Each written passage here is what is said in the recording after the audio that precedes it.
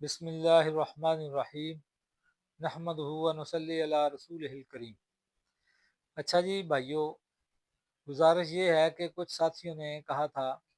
کہ کوئی ایسا نسخہ بتائیں کہ جس میں خون بھی پتلا ہو، صاف بھی ہو، اور وہ کام بھی کرے جو جسم کے اندر مختلف گلٹیاں بن جاتی ہیں، رسولیاں بن جاتی ہیں، مردوں کے اندر بھی، عورتوں کے اندر زیادہ بنتی ہیں، تو اس میں بھی کوئی کام کرے۔ تو وہ ایک بہت ہی اچھا نسخہ ہے،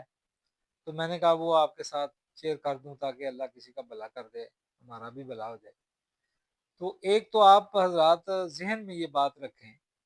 کہ یہ جو خون ہی کی خرابی کی وجہ سے سارے کام خراب شروع ہو جاتے ہیں۔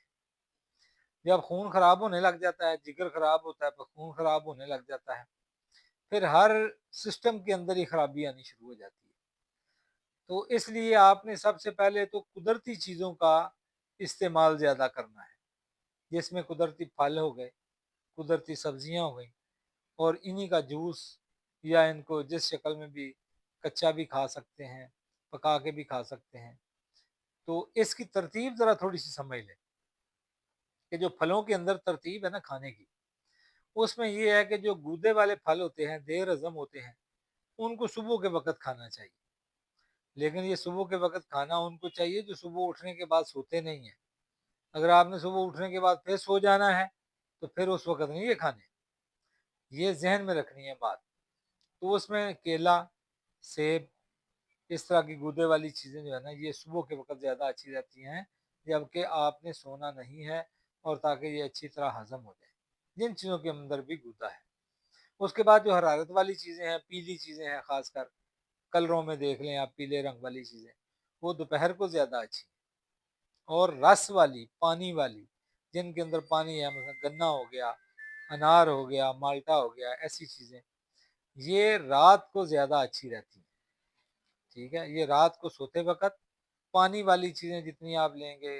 کنو ہو گیا، مالٹا ہو گیا، گنا، گنڈیری، یعنی خربوزہ وغیرہ، یا جن کے اندر بھی رس یا پانی ہوتا ہے، یہ ہمیشہ دیر ہضم چیزیں نہیں ہیں، یہ جلدی ہضم ہونے والی ہوتی ہیں۔ تو آپ نے یہ ترتیب اس کی ذہن میں رکھنی ہے۔ دوسرے نمبر پہ،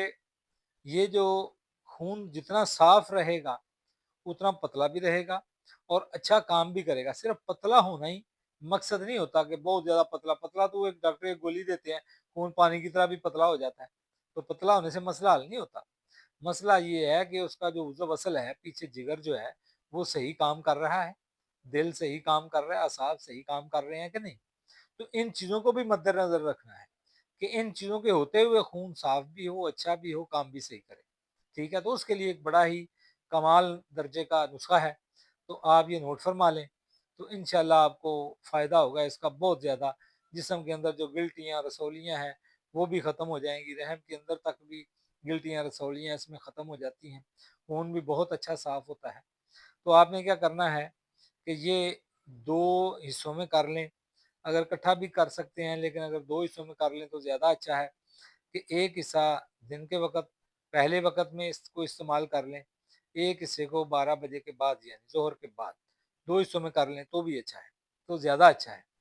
تو اس میں آپ نے پوست کچنار لینا ہے ½ کلو، ٹھیک ہے، اور برنا کے پتے لینے ہیں، وہ 50 گرام، اور پوست حلیلہ، اور پوست بلیلہ، اور پوست آملہ، یہ تینوں چیزیں 80 80 گرام لے لینی ہیں۔ ان کی گٹھلیاں نکال لینی ہیں، یہ ذہن میں رہے، کیونکہ یہ گٹھلیوں سے پیٹ میں مروڑ وٹ پڑتا رہتا ہے، تو اس سے ان کا چھلکے اتارنے ہیں تینوں چیزوں کے، ان کی گٹھلی نہیں بیچ میں ہونی چاہیے۔ تو یہ ایک حصہ ہو گیا، یہ ایسے بھی کر سکتے ہیں آپ، ایک حصہ بنا کے اس کی بے شک گولیاں بنا لیں، یا یعنی وہ کوار گندل کا گودا ڈال کے نا اس کی گولیاں بنا لیں، تو چنے کے برابر، یا 500 mg کا کیپسول بھر لیں، جو آپ کو سہولت لگے۔ دوسرے نمبر پہ سنڈ،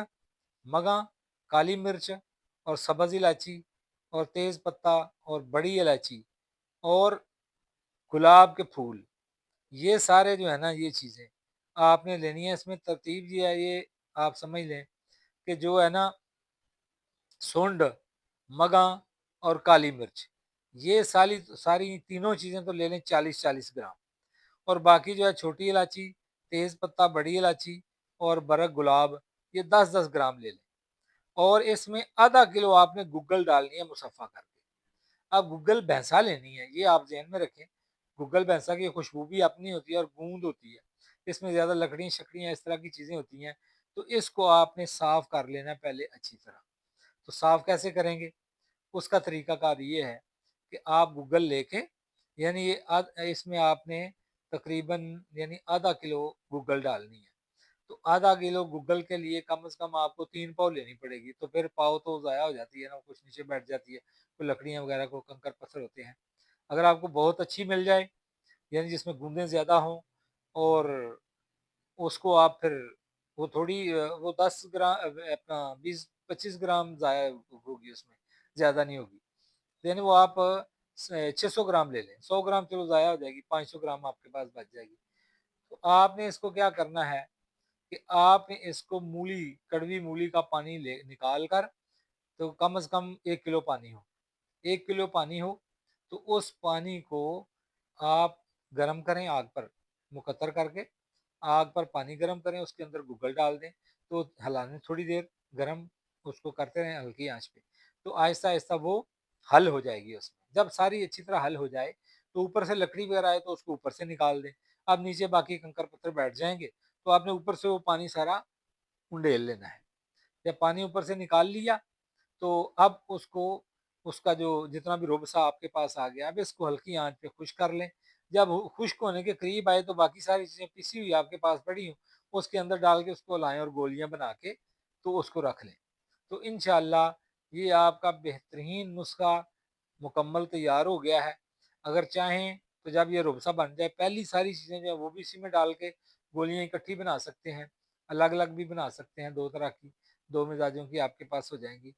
تو یہ بڑی ہی مفید اور بڑا ہی اچھا نسخہ ہے، انشاءاللہ آپ اس کو استعمال کریں گے تو دعاؤں میں یاد رکھیں گے۔ یہ عام لوگ بھی بنا سکتے ہیں جیسے میں نے بتایا، آسان طریقے کے ساتھ،